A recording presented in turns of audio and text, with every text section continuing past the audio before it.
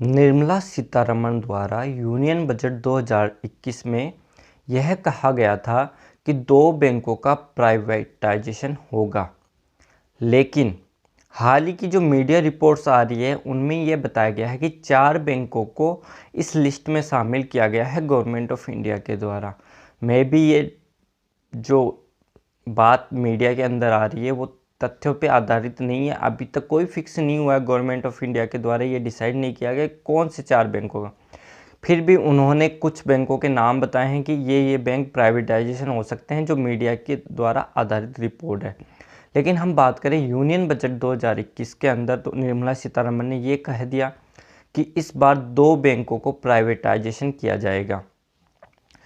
जब यह बात आ गई तो कुछ बच्चे जो 2021 के अंदर आरआरबी पीओ और आरआरबी क्लर्क के अंदर सेलेक्टेड हैं, तो उनके मध्य या जो आईबीपीएस के तहत सेलेक्टेड होंगे उनके मध्य यह बात लाजमी आना स्वाभाविक है कि क्या प्राइवेटाइजेशन होने के बाद वो गवर्नमेंट कहलाएंगे।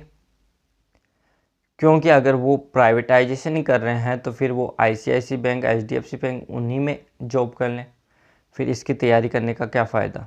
तो देखिए, मेनली हम कहेंगे आरआरबी के बारे में, क्योंकि जो स्पॉन्सर बैंक है उसका हर बार क्या रहता है, 35% हिस्सेदारी रहती है आरआरबी के अंदर। बाकी हिस्सेदारी रहती है 50% गवर्नमेंट ऑफ इंडिया की, 15% रहती है स्टेट गवर्नमेंट की। अब देखिए, यहाँ पे आपको पता चल जाएगा कि आरआरबी में जो सिलेक्टेड है और जिनके स्पॉन्सर बैंक वो हैं जिनका प्राइवेटाइजेशन होगा, तो आपको ये चीज़ तो मालूम चल गई कि 65% जो रेशियो है वो गवर्नमेंट ऑफ इंडिया और स्टेट गवर्नमेंट का है।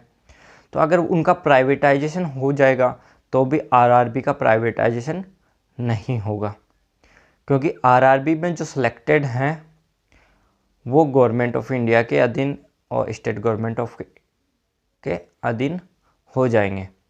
तो टेंशन लेने की ज़रूरत नहीं है, जो आरआरबी में सिलेक्टेड हैं वो तो इस लिस्ट में आ जाएंगे, क्योंकि उनको कोई दिक्कत की बात नहीं है कि प्राइवेटाइजेशन होने के बाद में उन पे क्या फ़र्क पड़ेगा। मेन बात करते हैं कि जो इन बैंकों का प्राइवेटाइजेशन होगा तो वो क्या गवर्नमेंट कहलाएंगे या सेमी गवर्नमेंट कहलाएंगे या प्राइवेटाइज बैंक कहलाएंगे। अब देखिए, इनमें हिस्सेदारी अदर प्राइवेटाइजेशन हो जाएगी तो हिस्सेदारी ज़्यादा प्राइवेट जो संस्था है उनके अधीन चली जाएगी। तो माना जाए तो यहाँ तक कि जैसे आईडीबीआई का प्राइवेटाइजेशन हो गया है तो बेसिक पे स्केल सब तो गवर्नमेंट की जो होगी वही होगी, लेकिन जो चेंजेस हुए हैं उसमें वर्कलोड भी बढ़ा है, उनके अदर चीज़ें भी बढ़ी हैं। वैसे भी बैंक में वर्कलोड की तो हम बात नहीं कर सकते क्योंकि अनलिमिटेड वर्क रहता है, तो उसके बारे में हम कोई बात नहीं करेंगे यहाँ पे। लेकिन प्राइवेटाइजेशन का इतना फ़र्क नहीं पड़ेगा वहाँ पे। लेकिन बस ये है कि जो समाज की प्रवृत्ति है गवर्नमेंट जॉब्स के प्रति वो बदल जाएगी। वो ये सोचेंगे कि जब बैंकों का प्राइवेटाइजेशन हो रहा है तो हम इन जॉब की तरफ ही क्यों जाएं।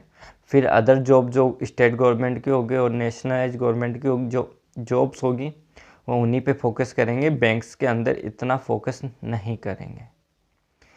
तो आपको ज़रा सा भी पैनिक होने की ज़रूरत नहीं है। जो 2020-21 में सिलेक्टेड हैं, उसके अलावा जो 21-22 की आरआरबी की एग्ज़ाम्स दे रहे हैं, तो उनको हल्का सा भी पैनिक होने की ज़रूरत नहीं है, क्योंकि आपका जो स्पॉन्सर बैंक है अगर वो प्राइवेटाइजेशन हो भी गया तो उसकी जो कॉस्ट है वो 35% ही है, जबकि स्टेट गवर्नमेंट और इंडियन गवर्नमेंट की उसके अंदर जो पार्टनरशिप है वो मिला के 65% है।